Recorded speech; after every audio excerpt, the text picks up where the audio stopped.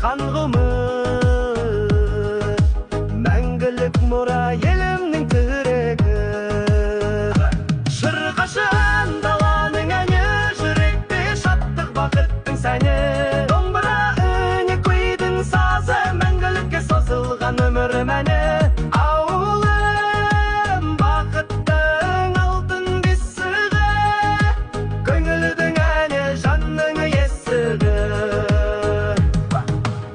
Қазақтың ауылы мұра арман, ұрпақтан ұрпаққа жалғасқан, береке дарыған бақ оңған жер, мәңгілікке шырқалар ән болған.